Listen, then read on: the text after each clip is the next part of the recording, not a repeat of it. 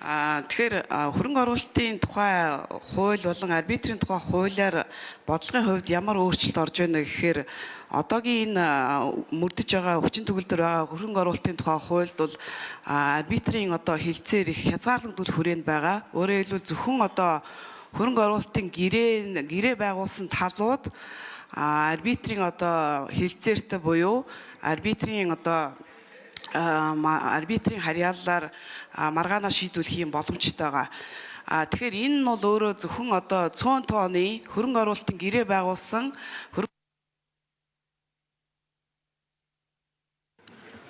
За тодруулж асууя. Номын чимэг шүү. Тий, энэ арбитрийн асуудлыг мэдж байгаа. Би ч өөрөө олон улсын арбитрч байсан. Би ч өөрөө энэ хөрөнгө оруулалтын маргаанууд дээр ажиллаж байсан. Монгол улсын эрх ашигыг хамгаалахын төлөө явж байсан. Энэ үг үсэгч нь очоод олон улс төр очоод яаж тайлбарлагдах вэ гэдэг дээр л би санаа зовоод байгаа байхгүй юу? Холигдсон байна гэдэг. Тэгэхээр тэр бол бид нар засах ёстой, ажлын хэсэг гарах юм байна гэж ойлголоо. Миний гол асуулт бол яг энэ эдийн засгийн эрх чөлөөнд одоо халдаад байдаг энэ хууль хүчний байгууллагын оролцоо мөрдөн шалгах байд юм уу, цагдаа прокурор дээр эдийн засгийн гэмт хэрэгээр далаалгаж эсвэл татврын одоо шалгартаар далаалгаж ингэж дарамтлагдаг асуудлын талаар та бүхэн судалгаа хийв үү, тоо баримт байна уу? Энийний чиглэлээр бид нар юу одоо шинжлэх шаардлагатай байна гэж үзэж байна. Бид нар бизнесээс асуухаар ер нь тэгэл нэг юм хийлээ, нэг шалгалт оруулдаг, тэрнийхээ дагуу бөөн одоо дууддаг, баахан одоо янаглж тэр цагдаа прокурор дээрээ байлгадаг, олон жил болгодог ингэж байжгаад нэг юм хийдэг гэсэн л ийм л асуудал байдаг штэ. Тэгэхээр энэ чиглэлийнхэн шинжилгээг бас бид нар хамт бодож хийхийн тулд.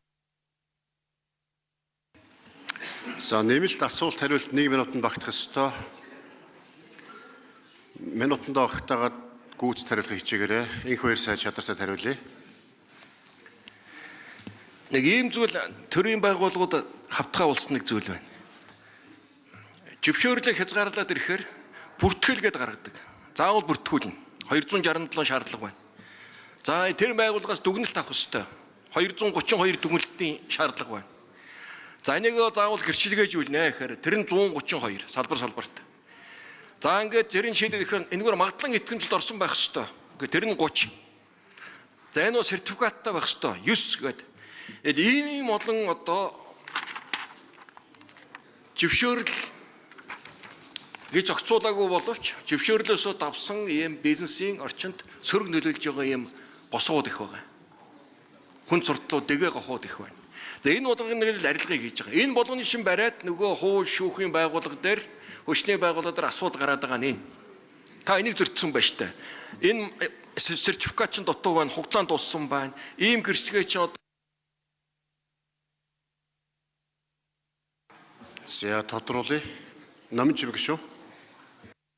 Тэгвэр сайда наадах чинь бол ер нь бол төрийн дунд шатныхан байд юм өөр хүмүүс ингэж нэг шантаажлж агаад авилга авах ч юм уу, мөнгө авах ч юм уу, эсвэл удаашруулж байгаа ингэдэг л нэг хэлбэр болчиход байгаа зөвшөөрлөлтөй холбоотой. Тэгэхээр энийг хөнгөчлөлтөөр бол санал нэгж байгаа.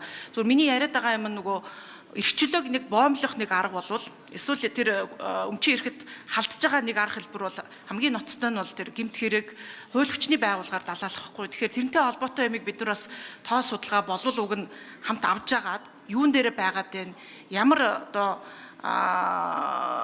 хуулийн цорхоо байгаад байна уу, эсвэл одоо тэр юундаа байгаад байна гэдгийг нэг дүн шинжилгээ хийгээд хийвэл бас нэг юм бизнесийнхаа эрх чөлөө, бизнес эрхлэгчдийнхаа эрх чөлөөг хамгаалах бас нэг алхам болох юм болов уу? Яагаад гэвэл энэ чиглэлийн их гомдол бас гардаг учраас гэж байгаа. Гэхдээ одоохондоо би тийм тооцоо судалгаа байхгүй байгаа юм байна гэж харлаа.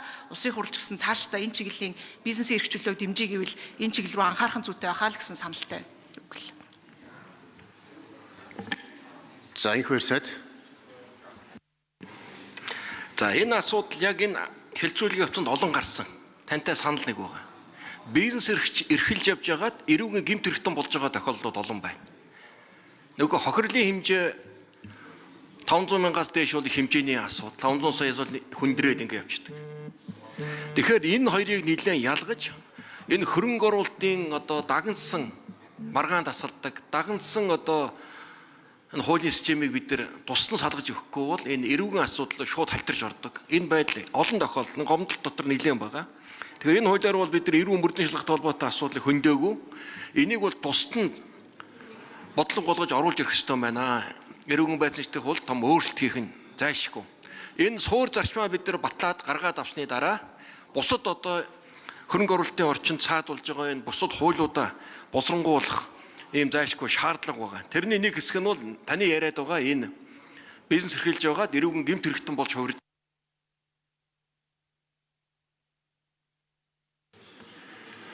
За бүх чулууны хөрөвдөж асуултаа асууя. За эдийн засгийн эрхчлэл